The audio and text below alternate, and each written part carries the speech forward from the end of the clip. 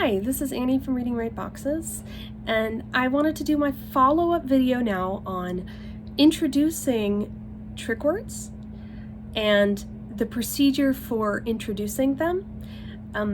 I will be linking to the actual script that is suggested for introducing these words.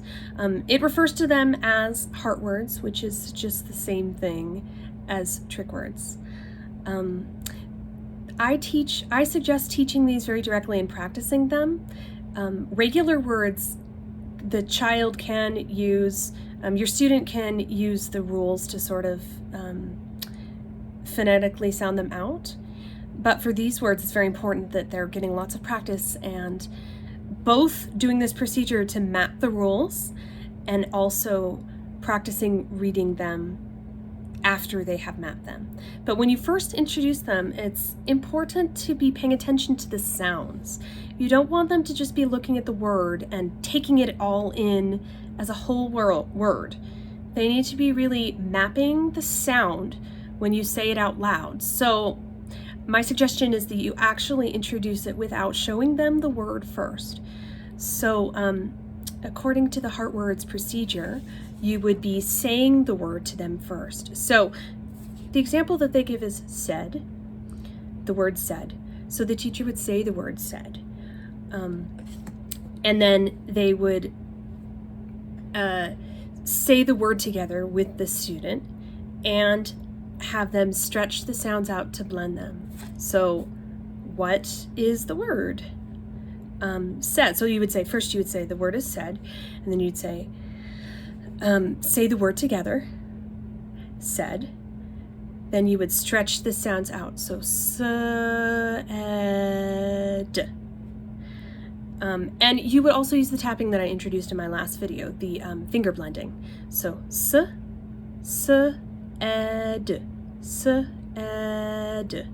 said. And then you would ask them how many sounds are in the word. So I don't need to go through the entire procedure for you. It's a bit longer, and you can click on the link and look it over yourself. But I did want to point out that when you're introducing this, you are really paying attention to the sounds in the spoken word. So you ask them how many sounds are there, and later you're going to ask them what sounds are at the beginning and what sounds are at the end. And the Elkonin box is a useful tool that will help you with this mapping process. So I would suggest doing this orally for the first part when you're introducing the word, and then you can show them the word, but you will be spelling it with them, the written word. So I have this sheet, What is an Elkonin box? And you can use this. It explains just what an Elkonin box is. And then I also have this graphic organizer of an Elkonin box. And I'm going to show you how you would tell the students the word, go through that procedure, and you can write down the sounds in the Elkonin box. So, for example, for said, the Elkonin box looks like this. These lines below are for writing out the word later, perhaps making up a sentence and helping them use that in a sentence. But here, these boxes, you can see these numbers are just for different words. So, for example, we'll just concentrate on number 1, and our number 1 word would be said. So after you've introduced that, ask them the questions. You can help them listen to the sounds in order to spell the word by pointing out, what is the first sound? And in said, it would be s. So for said, you would segment S. So what you're just doing is that you are segmenting the sounds. There are 3 sounds in said. S, e, d. And you are going to show them how it's spelled. And you're pointing out, you can have them recognize the sounds that are regular, but you're going to want to point out the sounds that are irregular. So in the word said, s is regular. So you could ask them, for the sounds, what letter makes the sounds, and they should say S, and then you can help them write down S. For the next sound, that is the irregular sound. Now, I do not suggest talking to them about why it's irregular until those types of sounds are introduced in the boxes. So in the first box, you are only going over closed syllables. You're only going over a short vowel sound. But instead, the middle sound is spelled. It sounds like eh, but the sound, the way that it's spelled is A-I. We are not going over vowel blends yet. So what I suggest is that you just tell them the sound eh instead is spelled A-I. And then you can tell them, go ahead and put a heart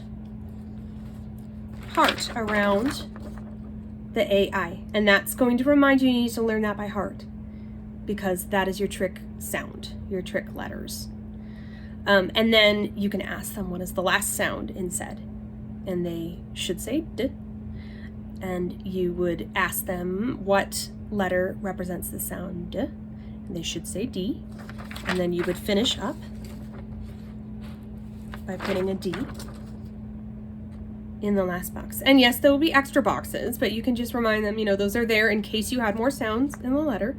But in the letter said, it really shows you S, E, D. And you might want to actually introduce this using tokens at first. So they're not even connecting the sounds to letters. You're just practicing with the sounds. So if they have trouble identifying that said has 3 sounds, S, E, D, you might want to use tokens like checkerboard checkers. And you could put down 1. You could do this with anything, if you are comfortable with candy, you could use M&Ms. So you put down 1, and then at the end they can eat the M&Ms. Or you can just use normal tokens. So you would ask them, what is the first sound? And when they say S, they would put in a token, maybe with using different colors. And then that would help them without even going to letters. Letters is an appropriate last step because they do need to learn the spelling, but it's very important to talk to them about the sounds and which sounds are regular and which sounds are irregular, which are your trick sounds, and how many sounds are there and which are at the beginning. So that would give you a lot of freedom if your student is having trouble with segmenting and blending and understanding the sounds, which most students, Kilpatrick says that most students with dyslexia have a lot of trouble with this. It's very important for them to be paying attention to the sounds and not relying on the crutch of memorizing word and seeing what they think it looks like and guessing. You need to be really focusing on the sounds. And with the tokens, the great thing too is that you can use them to switch out sounds.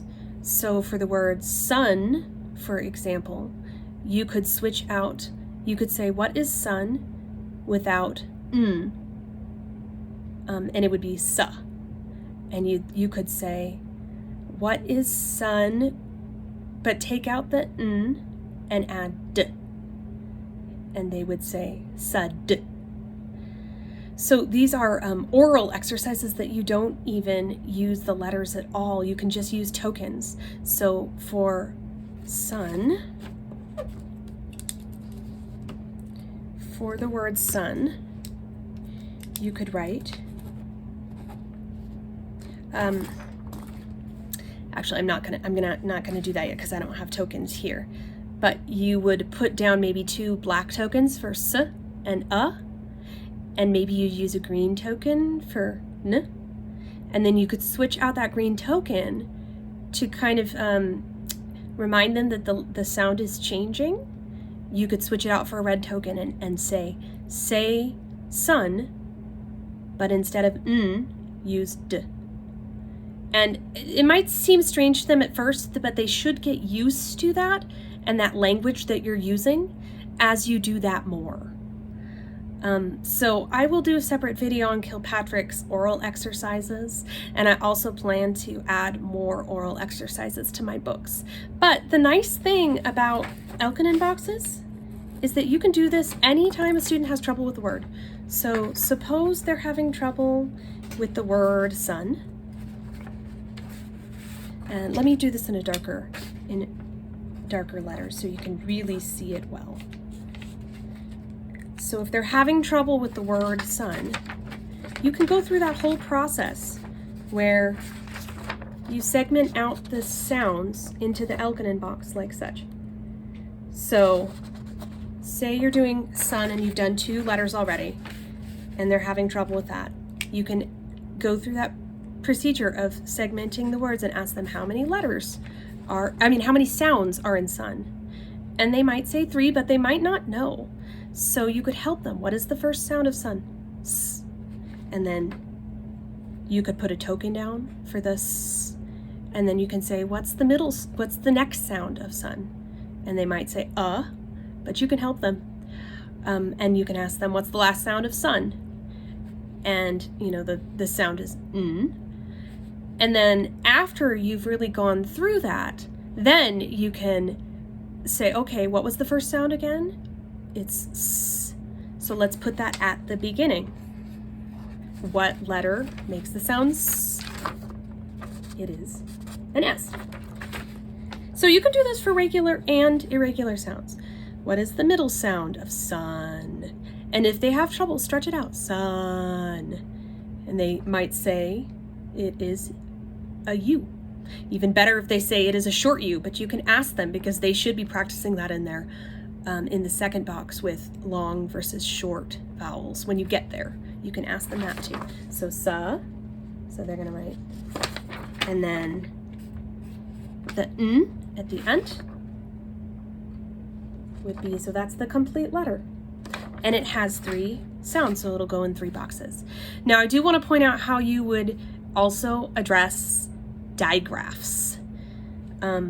So in an Elkonin box, the digraph will go into one box. So that example that I had used earlier with the word who,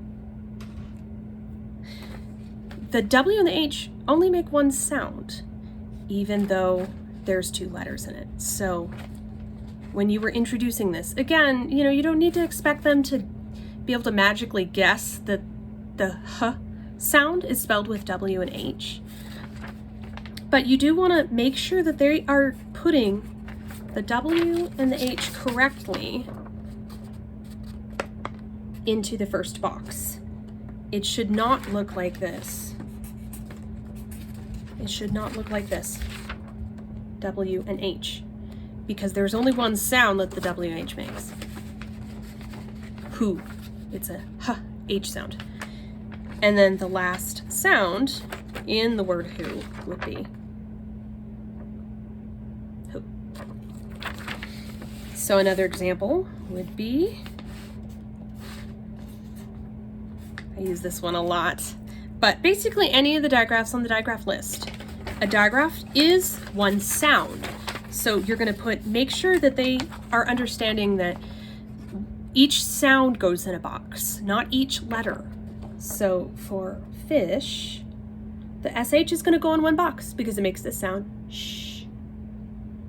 But the F and the I are each 1 sound. So f, I, sh. There are some, so sounds and letters do not always correspond 1 to 1. So fish, for example, the word fish has 4 letters, F-I-S-H, but it has 3 sounds. Oops. F, I, and the S-H go in the last box for 1 sound. So 1, 2, 3 sounds. So that is how you would use an Elkonin box. And then, depending on how you feel about what they're ready for, you could have them use the word in a sentence on the lines below. And you could also just have them rewrite the word. And again, always be concentrating on asking them about the sounds, because oral sounds in a word, research has shown that is really crucial to students improving, not just memorizing the appearance of a whole word. So I hope this was informative. I will add links below. And thank you for listening.